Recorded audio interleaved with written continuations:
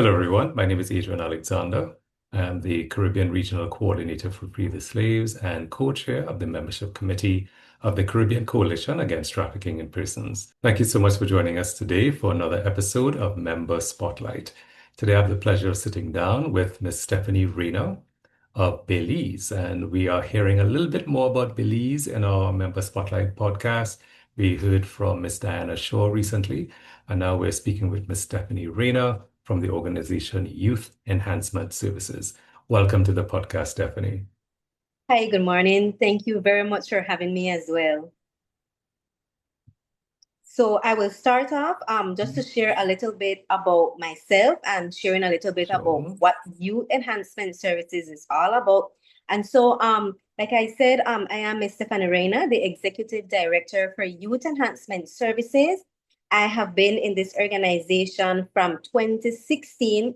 I left and I was asked to return, and here I am again at YES, doing all the works that we normally cater for our different clients, right? So I'm going to talk a little bit about what Youth Enhancement Services does. And so we basically have two programs that we are running.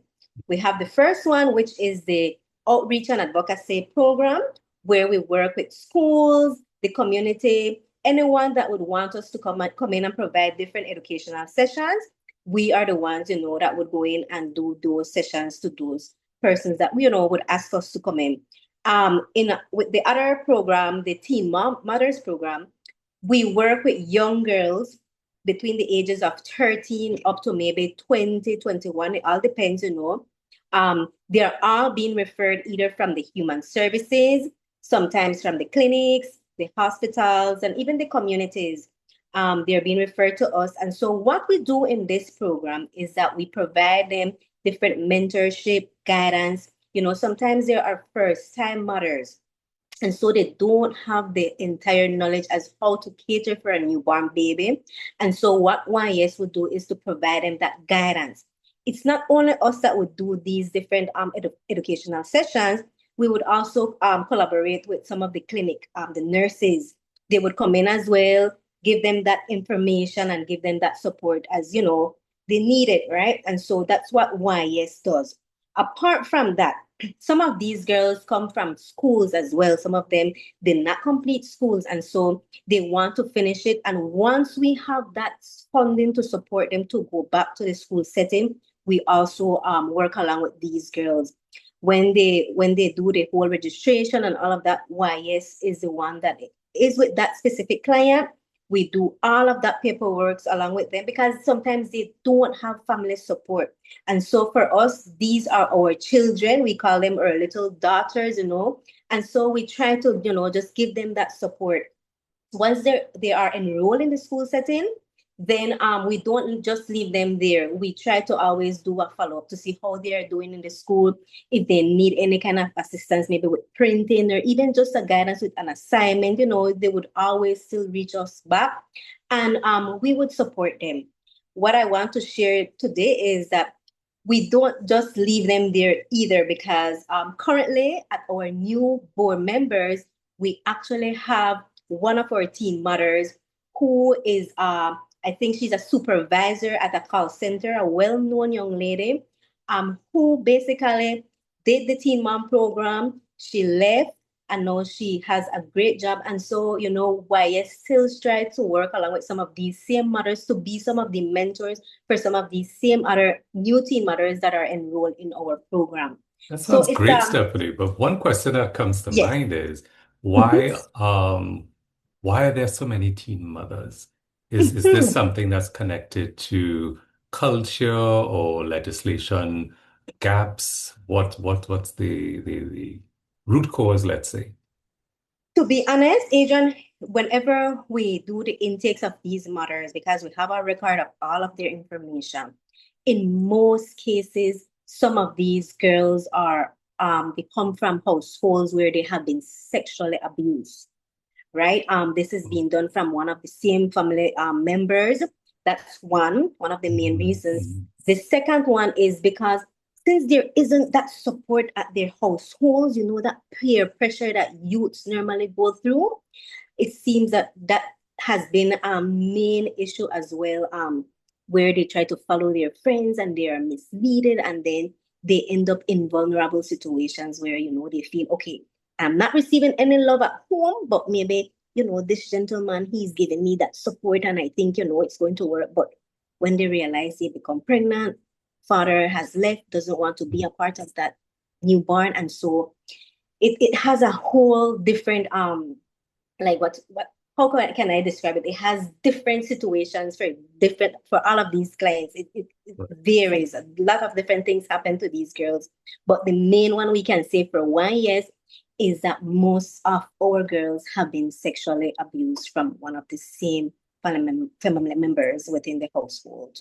But Yeah. what happens then? Because assuming that there is a younger sister or someone else in the family who could follow the same fate, Mhm. does YES assist in or provide any support if they want to make a report against the perpetrator? How does that work out? And of course, reintegration into the family would be quite difficult if Yes. that perpetrator is still there and has not Mhm. changed or faced any consequences. Right. So what happens since we are an NGO?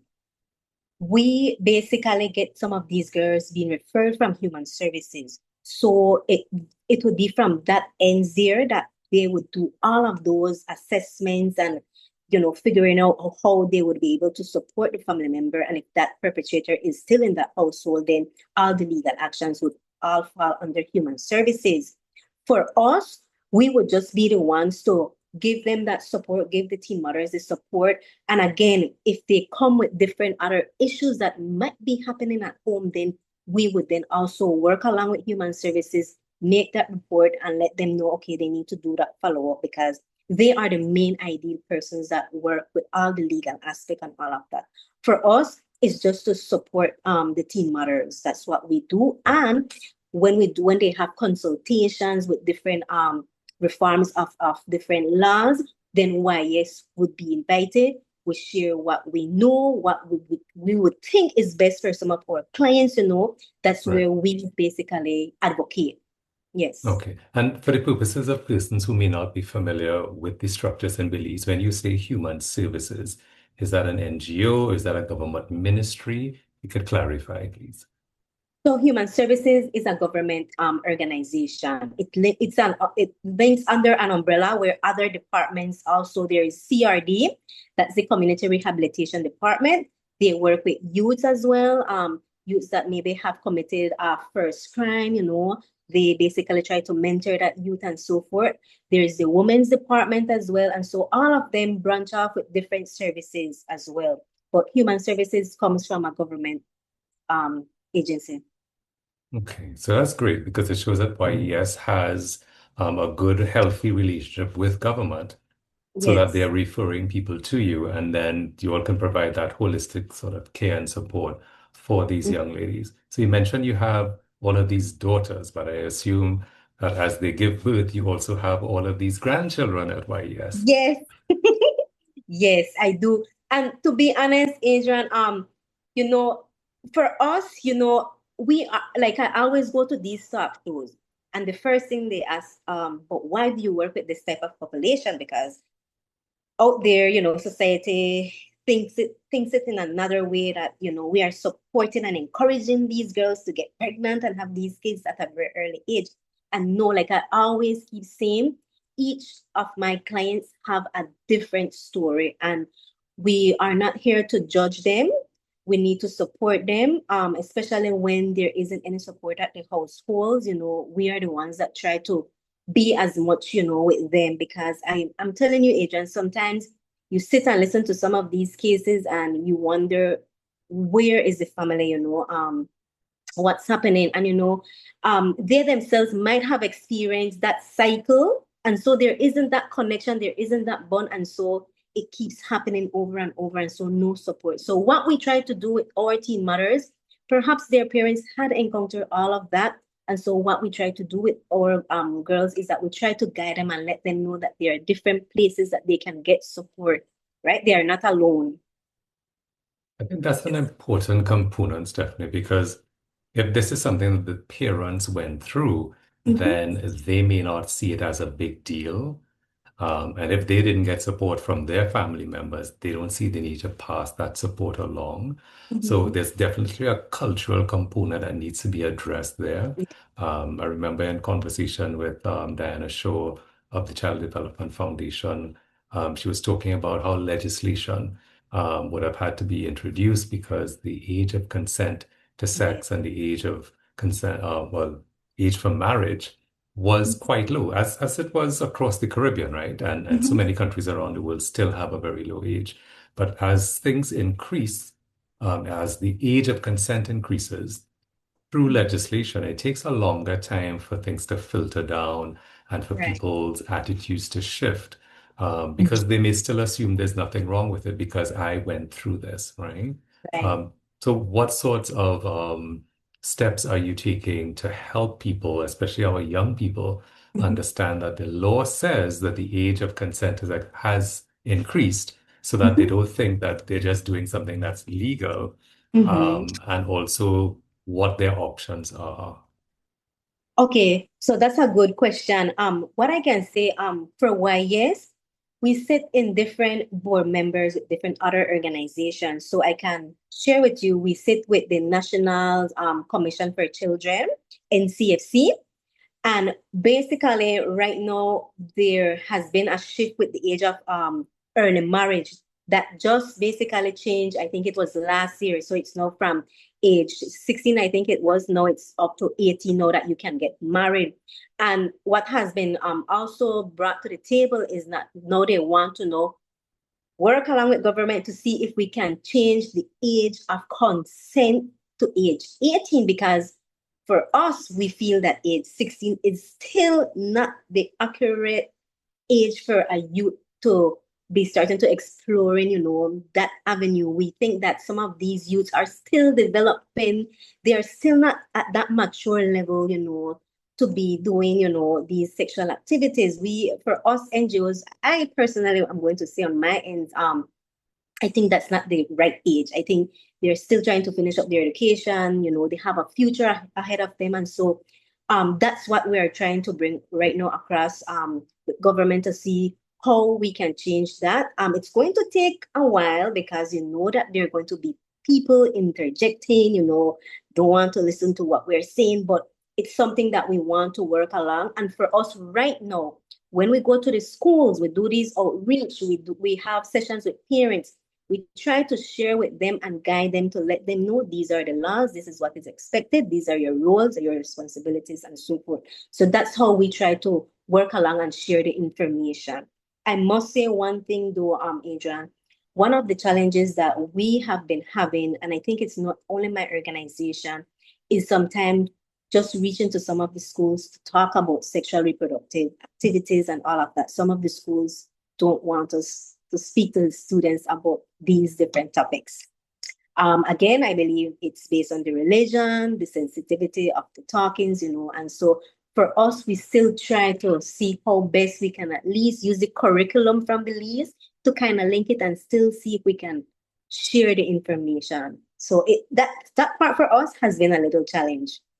Yeah, I'm thinking that with parents also needing to be educated through Yes. like the Parent Teachers Association and things of that Mhm. nature, you can probably provide that type of information so that as they get the information, they can Mhm. go home and Mhm. pass it on, and of course exercise that authority role as parent to start setting boundaries to protect their young girls and so on. Right. So- Yes.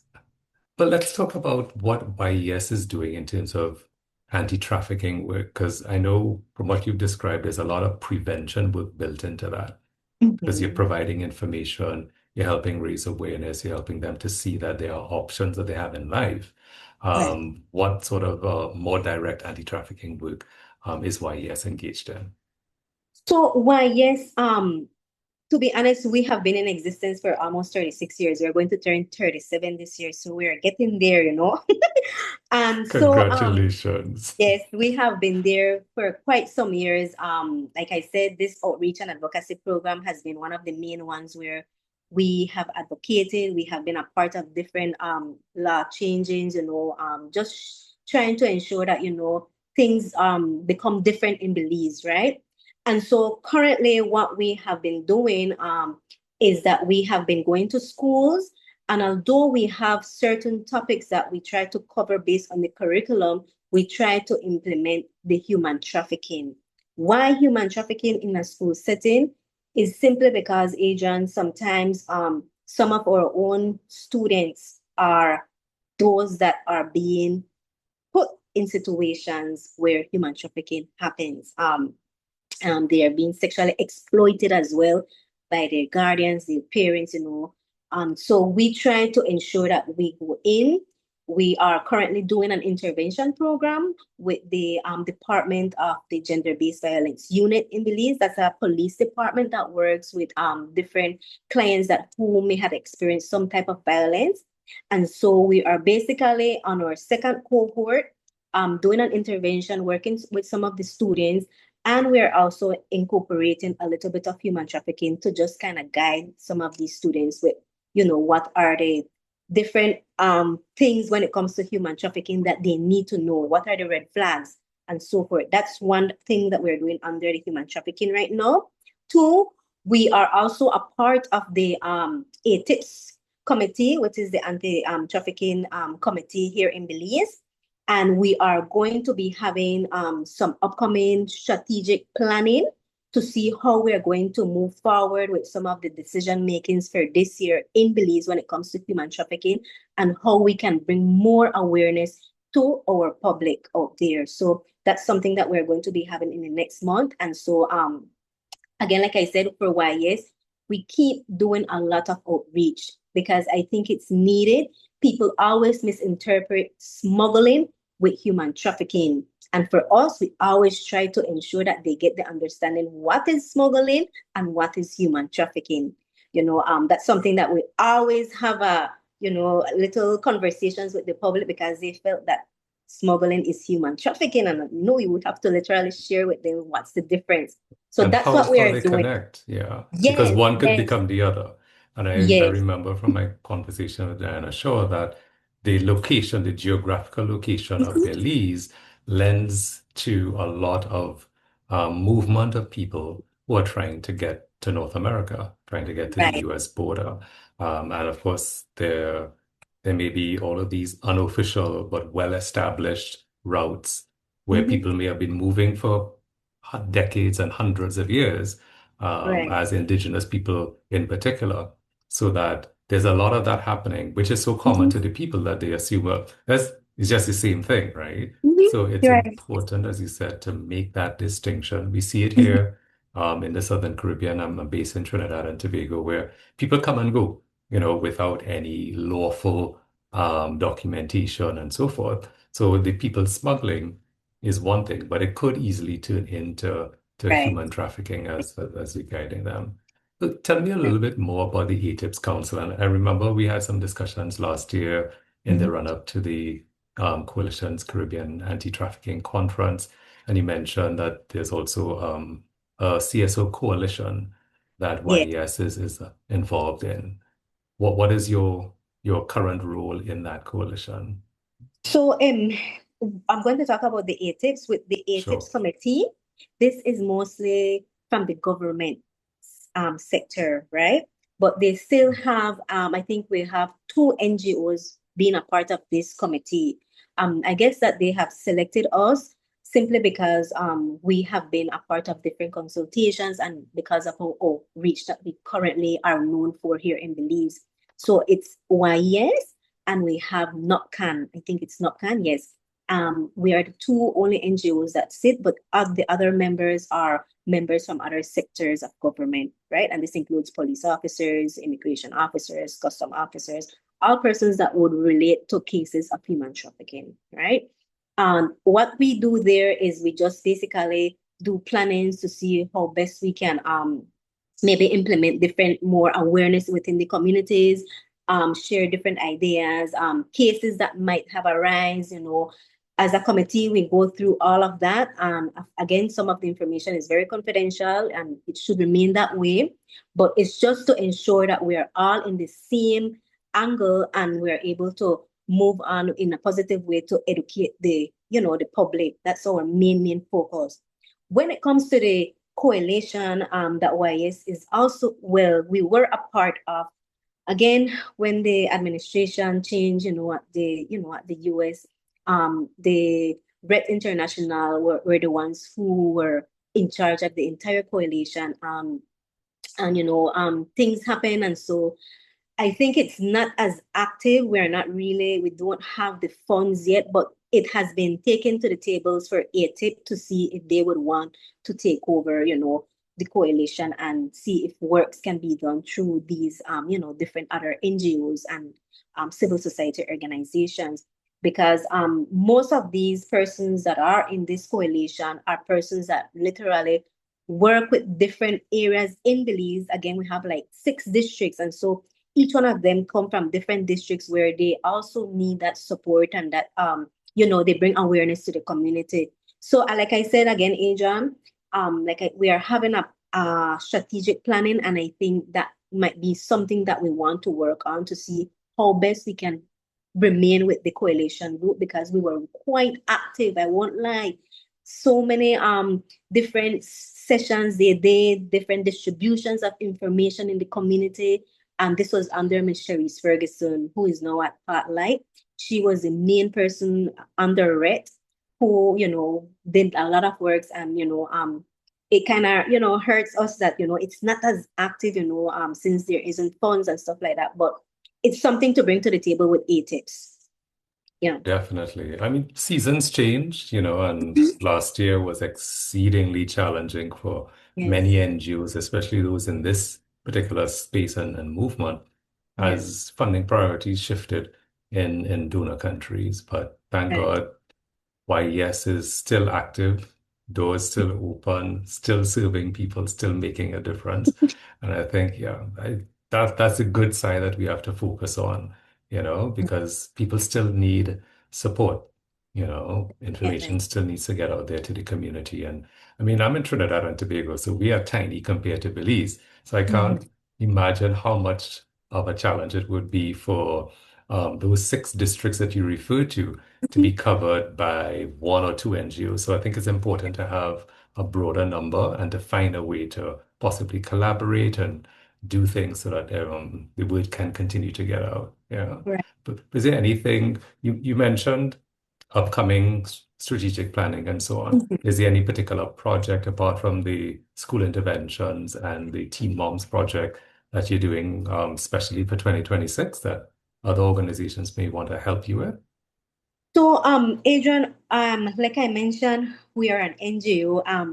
Currently, I have been in the different talk shows, advocating for my Teen Mother program in particular, because again, we have lost some of our funders, with the whole changes of administration, in the US. So some have backed away from us, and so we are currently trying to seek, if persons can assist us with donations of the different basic items that the teen mothers normally would use, with their child, and so that's my main focus that I'm working currently along with my staff and my volunteers and my intern.